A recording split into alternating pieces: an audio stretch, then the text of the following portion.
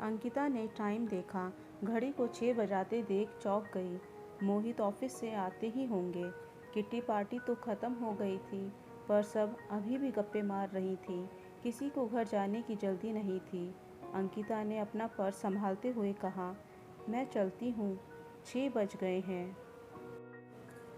मीरा ने आंखें तरेरी, तुझे क्या जल्दी है? मियाँ बीवी अकेले हो, मुझे देखो, अभी जाऊंगी तो सास का मुंह बना होगा। यह सोचकर अपना यह आनंद तो नहीं छोड़ सकती ना। सोनी ने भी कहा, और क्या अंकिता, तुझे क्या जल्दी है? हम कौन सा रोज़ रोज़ मिलते हैं। हाँ, पर मोहित आने वाले होंगे तो क्या हुआ? पति है, सास नहीं। आराम से बैठ, चलते हैं अभी। अंकिता बैठ तो गई, पर ध्यान मोहित और घर की तरफ ही था। दोपहर वह टीवी पर पुरानी मूवी देखने बैठ गई थी। सारा काम पड़ा रह गया था। घर बिखरा सा था। उसके कपड़े भी बेडरूम में फैले थे। ड्राइंग रूम भी अव्यवस्थित था। वह तो 4 बजे तैयार होकर पार्टी के लिए निकल आई थी। उसे अपनी सहेलियों के साथ मज़ा तो आ रहा था, पर घर की अव्यवस्था उसे चैन नहीं लेने दे रही थी। वह बैठ नहीं पाई, उठ गई, बोली, चलती हूँ यार, घर पर थोड़ा काम है। हाँ, तू जाकर देख लेना कौन सी तेरी सास है घर पर, आराम से कर लेना। प्रिया झुंझलाई, ऐसे डर रही है जैसे सास हो घर पर। अंकिता मुस्कुराती हुई सबको बाय कहकर निकल आई। घर कुछ ही दूरी पर था। सोचा कि आज शाम की सैर भी नहीं हो पाई, हैवी खाया है, थोड़ा पैदल चलती हूँ, चलना भी हो जाएगा।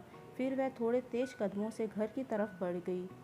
सहेलियों की बात याद कर मन ही मन मुस्कुरा दी कि कह रही थी, सास थोड़ी है घर पर। उन्हें क्या बताऊं? चचिया सास, ददिया सास तो सबने सुनी होंगी। पता नहीं पतिया सास किसी ने सुनी भी है या नहीं, पति या सास। पर वह सड़क पर अकेली हंसती। जब उसका विवाह हुआ, सब सहेलियों ने ईर्ष्या करते हुए कहा था, वाह अंकिता, क्या पति पाया है। ना सास ना ससुर, अकेला पति मिला है। कोई देवर ननंद का चक्कर नहीं। तू तो बहुत ठाठ से जिएगी। अंकिता को भी यही लगा था। खुद पर इतराती। मोहित से विवाह के बाद वह दिल्ली से मुंबई आ गई थी। मोहित ने अकेले जीवन जिया है। वह उसे इतना प्यार देगी कि वे अपना सारा अकेलापन भूल जाएंगे। बस वह होगी, मोहित होंगे, क्या लाइफ होगी। मोहित जब 3 साल के थे तभी उनके माता पिता का देहांत हो गया था।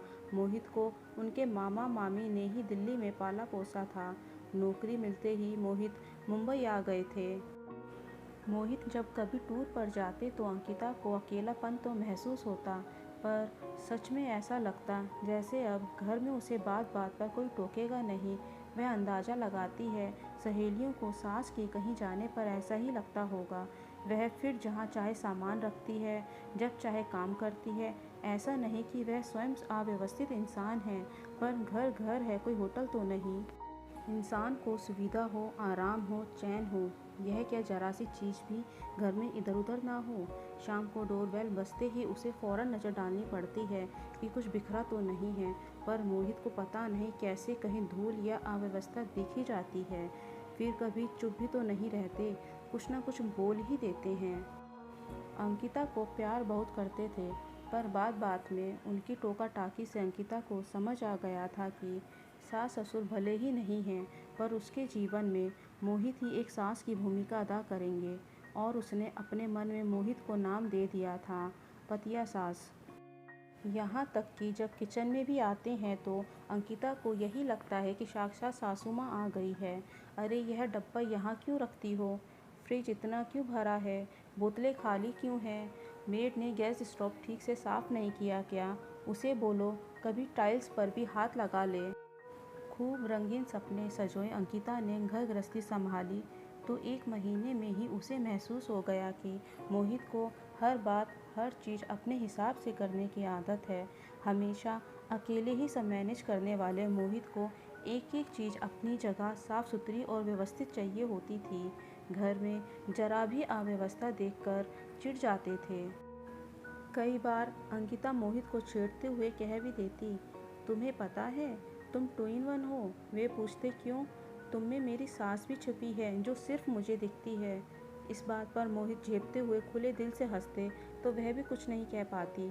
सालों पहले उसने सोच लिया था कि इस पतिया सास को जवाब नहीं देगी। लड़ाई झगड़ा उसकी फितरत में नहीं था। जानती थी टोका टाकी होगी। ठीक है, होने दो, क्या जाता है। एक कान से सुनकर दूसरे से निकाल देती हूँ। अब तो विवाह को भी 20 साल हो गए हैं। एक बेटी है ईशा। ईशा के साथ मिलकर वह अक्सर इस पतिया सास को छेड़ती रहती है।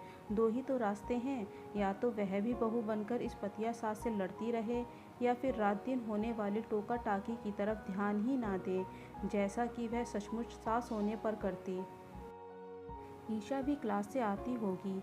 यह सोचते सोचते वह अपनी बिल्डिंग तक पहुंची ही थी कि देखा, मोहित भी कार से उतर रहे थे। अंकिता को देखकर मुस्कुराए। अंकिता भी मुस्कुराई और घर जाकर होने वाले वार्तालाप का अंदाज़ा लगाया। अरे, ये कपड़े क्यों फैले हैं, क्या करती हो तुम? 10 मिनट का काम था। यह ईशा का चार्जर अभी तक यहीं रखा है, वगैरह वगैरह। मोहित के साथ ही वह लिफ्ट से ऊपर आई।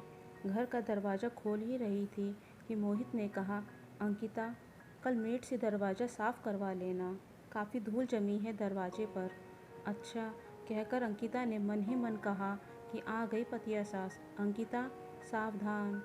कहानी सुनने के लिए थैंक्स।